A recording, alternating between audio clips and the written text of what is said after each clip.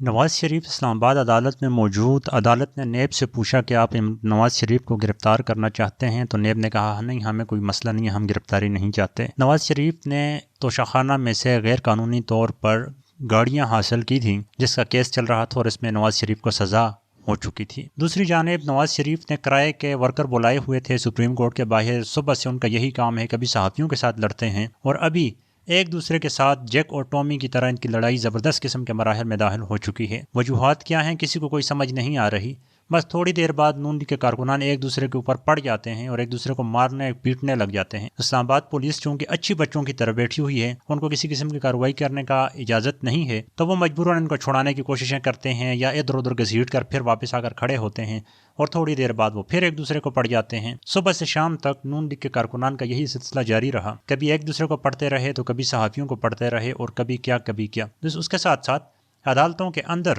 عمارت کے اندر بھی نون لیگ کے کارکنان اور رہنماؤں کی جانب سے شدید بد انتظامی دیکھی گئی۔ چونکہ اس وقت شریف خاندان اداروں کا منظور نظر ہے، تو نہ کسی نے عدالت میں ہجوم کے شور شرابے پر پابندی لگائی، نہ کوئی جج ناراض ہوا اور نہ ہی کوئی ایسی بدمزگی پیدا ہوئی۔ اور اب یہ کہا گیا کہ 26 تاریخ تک نواز شریف جو ہیں ان کی سماعت جو ہے وہ ملتوی کی جاتی ہے اور 26 تاریخ کو پھر آ کے انہوں نے عدالتی کارروائی میں حصہ لینا ہوگا۔ عدالتی کارروائی کیا ہے؟ تمام صحافی اور تمام بڑے لوگ یہ کہہ چکے ہیں کہ نواز شریف کو وزیر اعظم بنانا ہے۔ بہتر یہ ہے کہ بس ایک 4-5 لوگوں کو بٹھا دیا جائے، جس طرح نکاح پڑھایا جاتا ہے اس طرح نواز شریف کو وزیر اعظم بنا دیا جائے، کیونکہ اگر اسی طرح ڈرامے کرنے ہیں، قانون کی دھجیاں اڑانی ہیں، تو پھر الیکشن کروا کے اربوں خربوں کا خرچہ کرنا اور اس طرح نواز شریف کو بار بار عدالتوں میں بلا کر سیکورٹی کے اوپر خرچے کرنا، اس سے بہتر ہے کہ سیدھے سیدھے کام ختم کر لیا جائے اور ملک کو آگے کی سمت جانے کے لیے چھوڑا جائے، یا پھر قانون کے اوپر ٹھیک طریقے سے عمل کیا جائے۔